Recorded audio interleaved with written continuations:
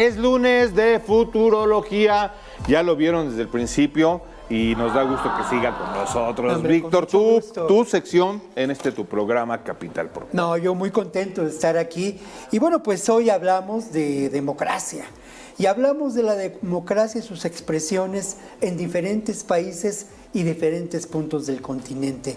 La realidad contrastante de la democracia en Estados Unidos con la Convención Nacional de Demócratas que inicia hoy, ni más ni menos que en Chicago, y este proceso que a mí me parece tiene que ser esclarecido de la votación en Venezuela y las protestas que se han llevado a cabo y también los mítines a favor de Maduro que se llevaron a cabo también el sábado. Vamos a empezar por Chicago. Qué maravillosa ciudad. La Windy City. Claro, el blues, pero además del blues, una tradición cultural, liberal, muy importante en esta ciudad, donde viven muchos artistas plásticos y en donde además se asienta pues un grupo muy importante de mexicanos en la famosa Villita.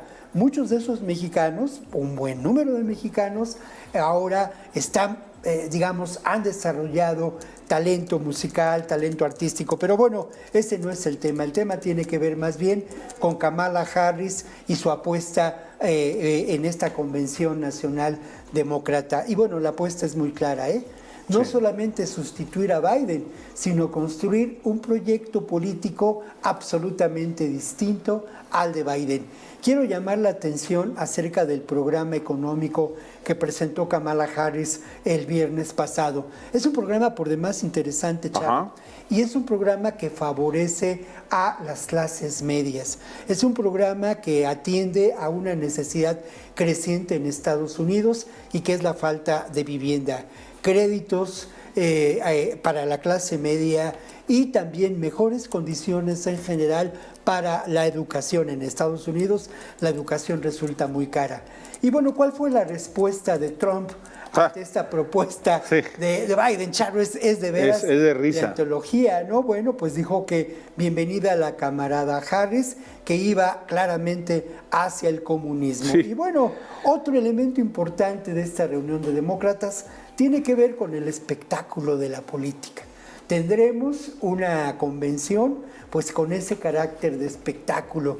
Se va a transmitir en muchas cadenas televisoras, en plataformas en el mundo, en Estados Unidos, en inglés, en México, en español, en fin, el espectáculo de la política. Kamala Harris, por un lado, contra Trump, que no estará presente. Como lo WWE, ¿no? Pero ahí estará, claro, ahí estará, ¿no? Y bueno, creo que esto es otro ingrediente importante. Y más allá de ello, hay que mencionar, bueno, cómo Kamala ha ido cobrando una mayor relevancia en su candidatura, porque ha encontrado algo que es muy importante: representatividad en su persona de muchos grupos políticos. Pero hay algo también que tiene que ver con Chicago. Se esperan protestas muy fuertes. Claro. Protestas por una parte por migrantes organizados que asistirán, que reclamarán espacios. Chicago tiene más mexicanos que muchos estados de México. Claro, y de veras, la Villita es un espacio fundamental para la cultura mexicana sobre todo. Pero también se esperan protestas muy importantes en contra de la guerra de Ucrania, o la realidad de la guerra de Ucrania, de la guerra en la Franja de Gaza. ¿En qué se fundan estas protestas? Ni más ni menos en el apoyo que el gobierno de Biden ha dado a los grupos que han practicado terriblemente estas guerras y que las mantienen vivas en el mapa, ¿no? Y vamos un poco a hablar pues de Venezuela, ¿no? ¿Qué pasa en Venezuela? Es una gran pregunta, y yo creo que esta pregunta tiene que resolverse con una reflexión. Yo creo que la izquierda tiene que encontrar el momento justo de abrir espacios a la democracia. Creo que Maduro tiene que entender que estos procesos democráticos en ocasiones no resultan como uno lo espera. Eso por un lado, pero por otro lado, esta crisis humanitaria que se vive en Venezuela desde hace muchos años tiene que ver con la terrible realidad del bloqueo. Mira, se calcula que el efecto de esta realidad del bloqueo económico perpetrado por Estados Unidos en la época de Barack Obama a Venezuela ha generado ni más ni menos que la pérdida de 80,000 millones Así nada de más, dólares. así nada más. 80,000 millones de dólares que uno piensa en un gobierno de izquierda y progresista hubieran permitido financiar diferentes elementos de una política social. Claro. Pero la clave de todo, y en eso se han, digamos, colocado países como Brasil, Chile, como México, como Chile, pues es la exigencia de que se muestre claramente los resultados de esas elecciones. que además Maduro en algún momento dijo que lo iba a hacer.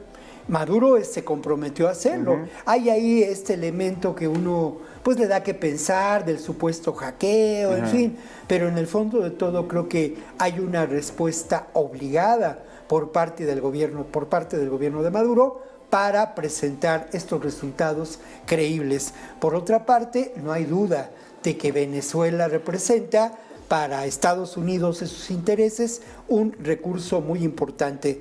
Venezuela es el 8º productor de petróleo en el mundo. Ajá. Queda muy cerca, a Sí. menos de 2,000 kilómetros de Estados Unidos, 2,500, a diferencia de Arabia Saudita, principal queda proveedor bastante de más. petróleo de Estados Unidos, que además se encuentra en una región con enormes conflictos. Pero Trump dice que el petróleo conflictos. venezolano es una cochinada, ¿eh?